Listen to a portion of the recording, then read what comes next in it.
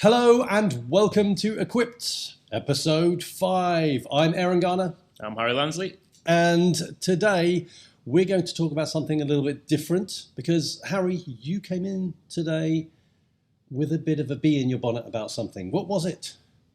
The lift wasn't working and I had to take the stairs. But beyond that, what has been driving me crazy is we've all seen all the articles and videos about Joe Biden, and there's a lot of body language people talking about his body language and stuff. And I mean, that's all well and good. It's not really our bag. We're not going to get into that world. But what was driving me mental was everyone talking about baseline. Mm-hmm. And they talk about baseline as if it's this magical item that once you have, it's really easy to find out whether someone's being deceptive or how someone's thinking and feeling. And I know you've got a lot to say on baseline. So at this point, I'm going to pitch it over to you and just kind of let people know about your perspective on baseline and why you feel so many people put such value on this word baseline. Okay. Yeah, I think so. From a baseline as a word, people talk about it a lot, as you say, and it's how people normally behave. Is typically, I think, what people use the word to mean.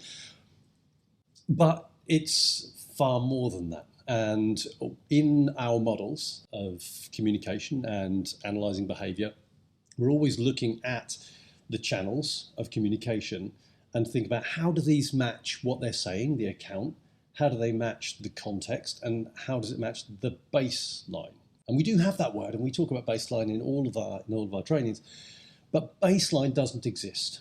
There is no such thing as a baseline. So any time we hear someone say, I watched a video of this particular individual, whether it's a criminal or a politician or whatever it might be, and said, that's not their baseline, singular. Yeah. That's a silly point to make because everybody has multiple baselines, even within the same context. So I want to dig into that a little bit deeper with you. But just before we do, you talked about communication channels. Now, for those people who are new to what we do here, can you just explain what the communication channels are and how they relate to body language? And then we'll start diving into baseline. I think so, yeah. So when we talk about body language, for example, it seems to be an umbrella term for everything that isn't the words that people are using and those elements. We look at 6 different channels. So the SCAN system, the 6-channel analysis system. So we're looking at the face. So that's this area here. Now, the face is used for so many different reasons. We communicate emotion. We communicate elements of what we're thinking potentially as well. So we show that cognitive elements. We use it to communicate generally, a bit like I just did with my brows. So I use my brows a lot to mark. So the face is used for lots of different things. And there's a lot of information out there on the face, and if you learn about micro expressions, for example, there are emotions that flash at a very small amount of time on the face to indicate someone's feeling an emotion that may be being suppressed. And if you know that, you can detect lies and all that kind of stuff. It's interesting and it's useful, but it's not the only thing we have to pay attention to, and it is not the magic bullet to catch lies or understand people. So there's so much that can happen with the face. But we've got the face, we've got body language. Again, we've talked about body language in previous episodes and how we use whether we should use body language in a particular way. So we've got the face, we've got the body, and then we've got psychophysiology, which is all of those things that happen under the hood, essentially. And that's, if you were to wire someone up with a polygraph, we're talking about the output of a polygraph machine that detects psychophysiological responses, things like sweating and heart rate, respiration, and those are things that are harder to see with the naked eye or hear, but we can see elements of that. We can see the way that people change in their behaviour when we have an increase in heart rate or respiration or the digestive system changes. So that's psychophysiology. So we've got the face, body, we've got psychophysiology, and then we have voice, interactional style, and verbal content. So that's voice is the way that we sound, so the acoustic qualities of our voices. So that's pitch, volume, tone, for example. The way my voice sounds very different to your voice. Yep. And then interactional style, how people use the words that they use. And then the actual verbal content is the actual words they choose to use, so the actual narrative. So with the combination of those, audible, voice, interactional style elements, and the words combined with face, body, and psychophysiology. They give us our 6 channels. Right. So if we take those 6 channels as a whole, and then we think about how people then talk about baseline. So when they're talking about baseline, they're talking about the usual behavior of someone within the realm of those 6 channels normally. Yeah. What is it they're looking for? What exactly, when they say, I've dialed in his baseline, what do they actually mean? So baselining is something that's very, very important in any kind of analytical work. But it's important if you want to understand people generally, because we're looking for deviations of how people are behaving in a particular context. So when you say what they're looking for, it's that in this context, in this very specific, this situation, for example, how does Harry behave right now in this context? And you're sitting a particular way, you're sounding a particular way, and that's your baseline right now in this moment. And I'm talking second to second to second. That would be considered your baseline. And if we are moving around in some of the questions and the conversations, and I change the topic, or I change the style of what I'm saying, or I do something very different, that's going to change the context of this, and that's going to change your baseline. So while I'm talking to you like this, that's your baseline. But if I then start talking to the camera, I'm not talking to you anymore. Therefore, you might shift because the context of the interaction has shifted. So whenever we change the context, we change the baseline, which is why when we're working in corporate context, for example, and in recruitment, and people say, I take them for a coffee in the coffee room before an interview, get to know them a little bit. Get more relaxed. Yeah, get them relaxed, and then we go into the interview room and do the interview. Well, that's not the same baseline. You've got a baseline for small talk, chit chat in a coffee room, and then you've got the baseline of more anxiety producing. Yeah, you basically invited a different person into the interview room. Exactly. So it's that if we change the context, you will always change the baseline. So there's no point baselining here and using that baseline to assess behavior against that baseline in this context. And you've hit the nail on the head. So this is a bit that was driving me mental, because the particular phrase this person was using, not to be named, a lot of them do it though, is once I've got that individual's baseline, and it's always singular. So it's always like, I can sit with this person for a particular amount of time, and once I understand his baseline, I can then ask him whatever I want, and then I'll be able to glean valuable information based on that kind of pre-collected baseline.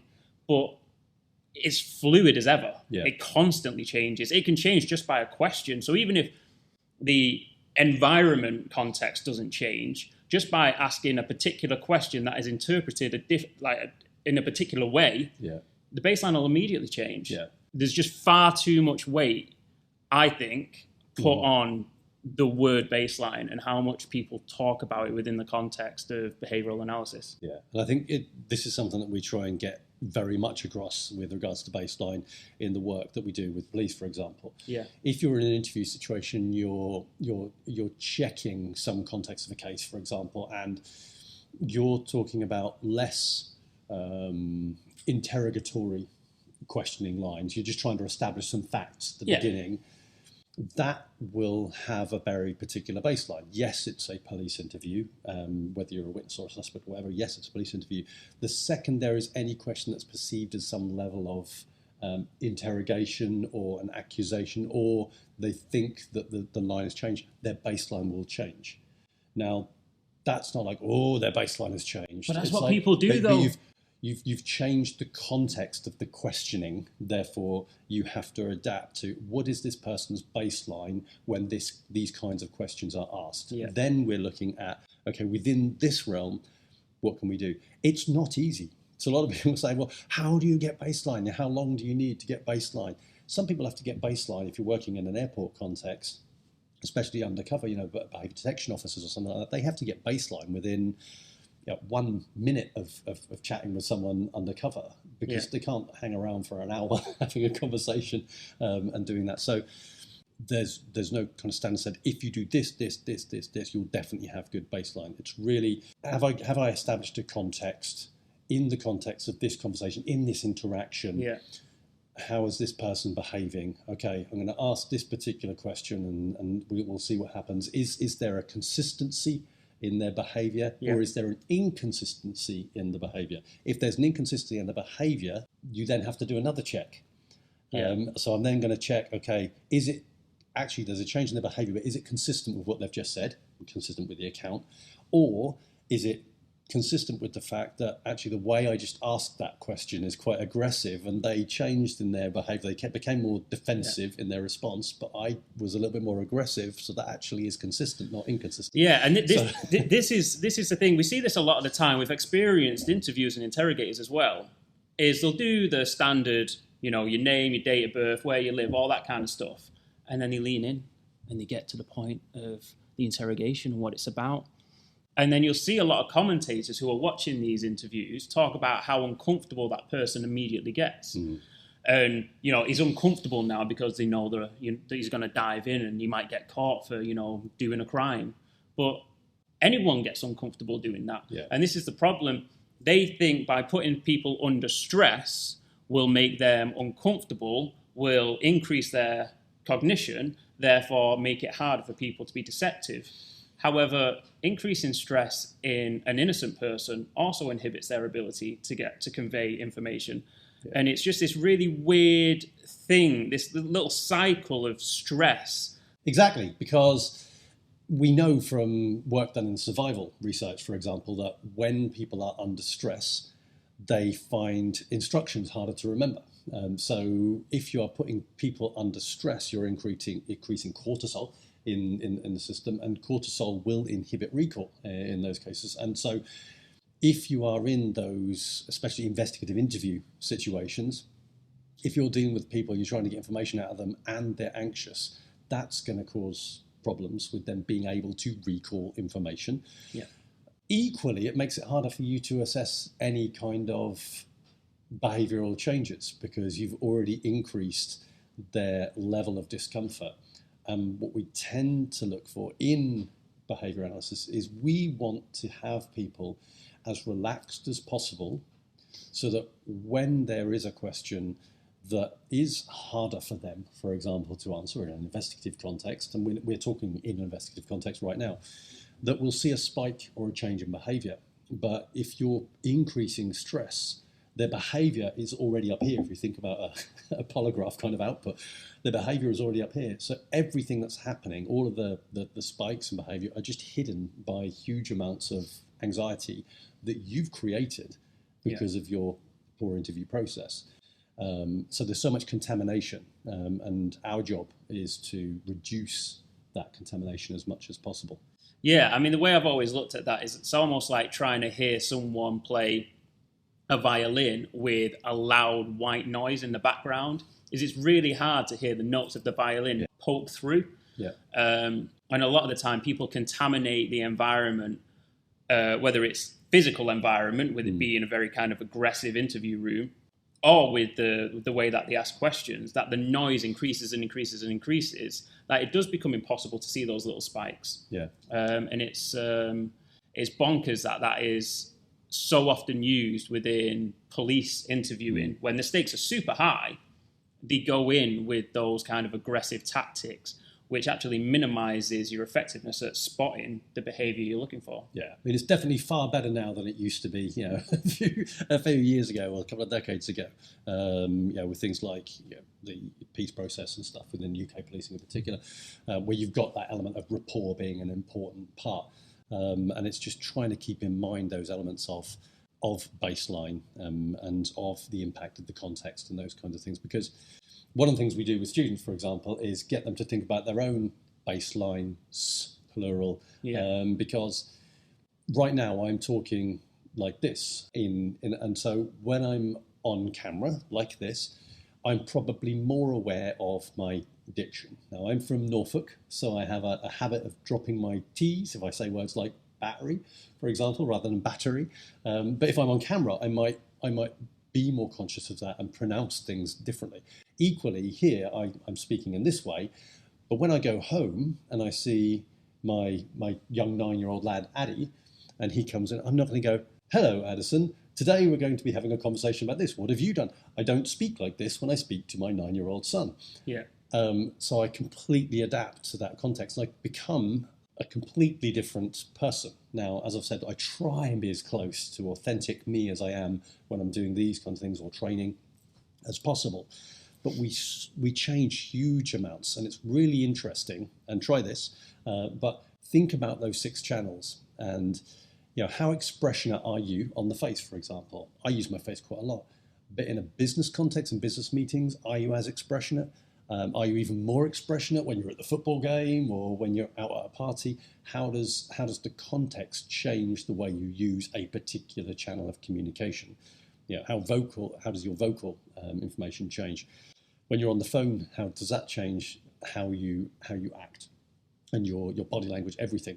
So if you think about all of the channels and then think about different contexts in your life, personal and professional, and you'll start to notice how different a person you are being perceived by other people within those different contexts. You'll realize that baseline is so fluid and so dynamic and so attached to context that's a useful exercise to do, doing some baselining work on your own life and communication. So, with it being so fluid then, why the hell is it in every body language book out there, every YouTube channel who talks about body language?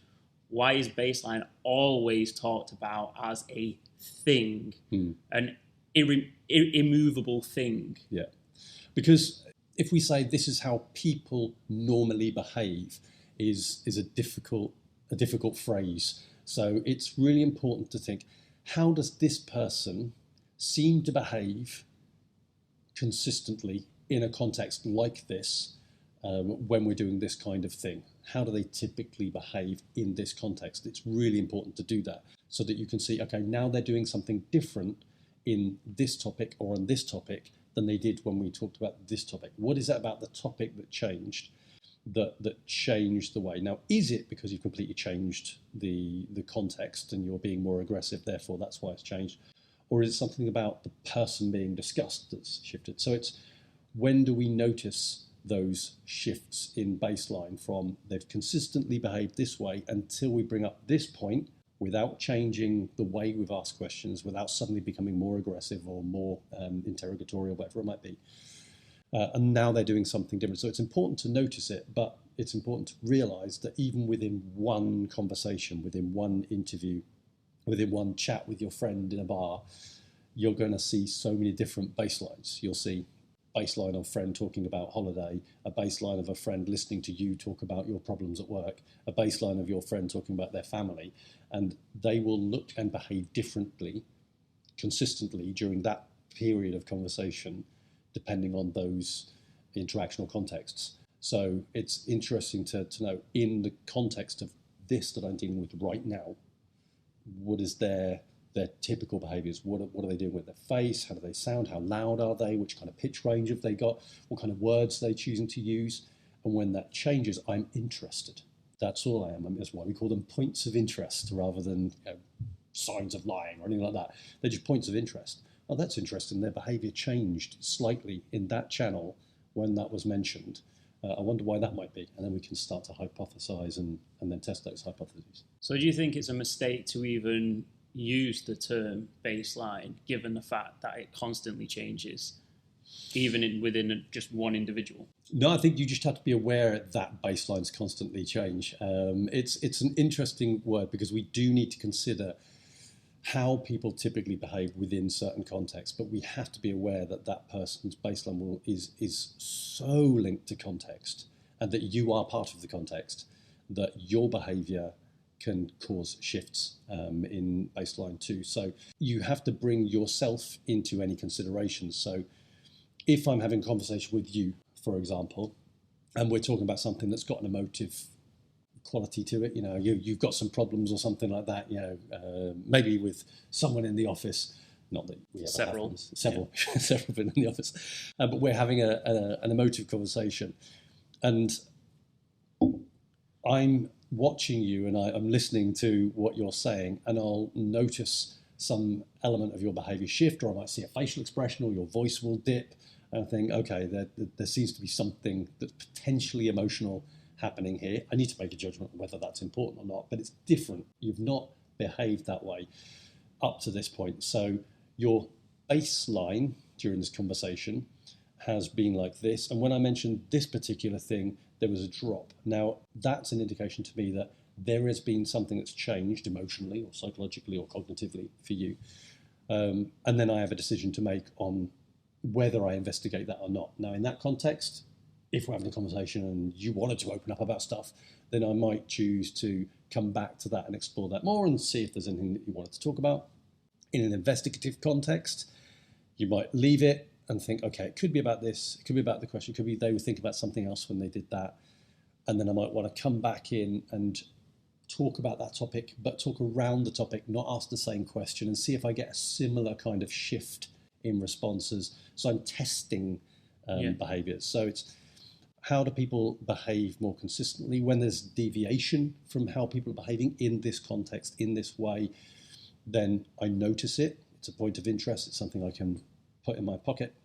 Where we have large shifts, so we talk about things like 3 points of interest within 2 channels or over 2 channels within a few seconds, 7 seconds of behavior thereabouts, we call that a cluster. If there's a cluster of behaviors, then I'm even more interested about, oh wow, what's going on there? There's a lot of shifted across the channels at this point. I might go in there and have a look, but again, I'm testing to see what's going on there. And if I probe those areas a little bit more, can I get more information out so I can more fully understand what's going on for the individual, emotionally, cognitively, or otherwise. So.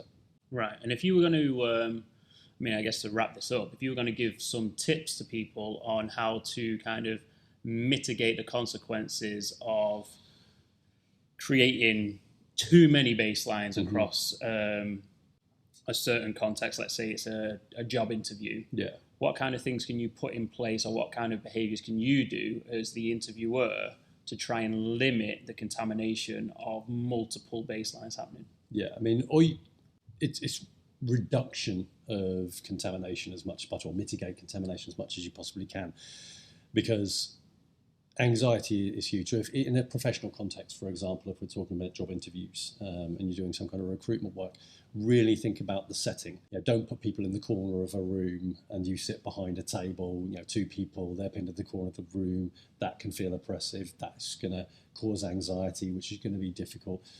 So it's about making sure that you do that kind of, if I'm in this room, and bear in mind you are you, so you're not the other person, so you can't assume that you know exactly how people will feel, but how does this environment feel given the context and the information I'm trying to achieve right now? What kinds of questions, or what's the line of conversation I want to go down, whether it's friend, family, colleague, whatever it might be, and how might that come across? Really kind of plan those things out and make sure that you're trying to be as clear as possible. Certainly with questions, when it comes to baseline, if you're asking multiple questions, that's one thing that can often happen in interviews. So what I'd like to know about is, you mentioned that this and this and this and this, and so I was thinking about this. So what I'd like you to tell me is this. If you're kind of framing with lots of things that make people start to process cognitively, so they think you're going to ask one question, but then you ask another question. So you'll get a whole bundle of responses at that. So you'll see lots of different reactions to their assumption on what's about to be asked. And then even when you do finish the question, they may then start to respond because they're not sure on what part that you want to ask. So being very clear, making sure the environment is conducive to being relaxed, regardless if it's an interrogation or not. But it comes back to emotional intelligence in my mind. That's an exercise in empathy, really, isn't it? Put yourself into the shoes of that person who you're having a conversation with, and how would you like to be interviewed? Yeah. And I think if you can answer that question, you are going to limit all those contaminants. Definitely. And that brings us back to that emotional intelligence. You were talking about self-awareness and self-management, and bearing in mind that you are a huge part of that interaction. So it's not that when we analyse behaviour out there and we're looking at those people, they are responding to your behaviour. They're responding to your questions. So you are causing their behaviour. So how can you make sure that your behaviour is not contaminating and you cannot not contaminate. So you're always going to contaminate, but how do you mitigate any contamination that might confuse your analysis of the person in front of you?